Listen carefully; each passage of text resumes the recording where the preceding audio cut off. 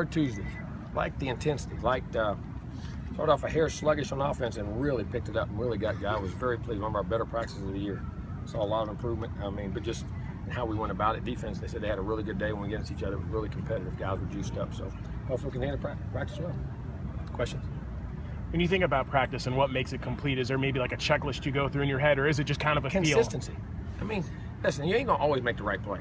Have the right attitude, have the right body language. When it's there, okay, I got it. Boom, my mind, okay, boom, I get it the next time. You know what I mean? Or there's small mistakes, not major mistakes, and consistency, making play to play and putting plays together. You know what I mean? Very much like we did offensively the first 3 quarters of that game. That's for the last 8 or 10 plays. Just had the ball, just kept scoring and moving the ball, taking care of things. Being smart like that. But consistency is what I keep looking for. Jimbo, when did you notice a spark in Trey Marshall for the first time last year? I'm sorry? When did you notice a spark in Trey Marshall for the first time last year? I noticed it when I was recruiting him. Let me tell you when I noticed it. I'm going to be honest with you. When he got hurt in high school. To go through what he went through, have the injury he had, and to be in that hospital, and then luckily to be alive, I hate to say that, but he was, and to get back on that football field before the season was over with an injury that catastrophic, I knew there was something special about that guy.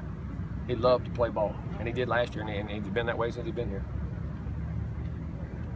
To be said after the Wake Forest game, teams needed to evolve over the course of the season. Mm-hmm. What are you looking for specifically to see them evolve this week? The more consistency forward? And just understand, again, offensively last week, I thought besides the first drive, we started fast. We scored, moved the ball, did things, and then learned to play it the whole way through. You know what I'm saying? And learn not to have the silly penalty that keeps the drive alive.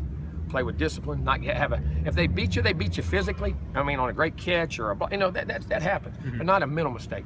You know what I'm saying? And not have a mental mistake here and let them out of a hole or something like that, or a miss. You miss a chuck on a vertical and let a guy get a free release. Things that just can't happen. You know what I'm saying? And understanding when you got people pinned back or when you're driving with the football and up 2 scores, 3 scores, those kinds of little things. But that's with a young team. You got to keep educating and teaching. Everybody thought I was upset. I wasn't upset. I was like, and after that game, I was taking advantage. Like I always say this, when the dog pees on the carpet, if you spank him an hour later, he don't have no clue what you spanked him about. You know what I'm saying? But just wanted to make a point to him about what the opportunities we had right there to address those things, and we did it after a win. We didn't play bad. It seems like fans maybe been a little bit more critical of Everett than you have. So I guess what are the reasonable expectations you would have for him? Well, to manage the game and take care of the football, which is doing a great job.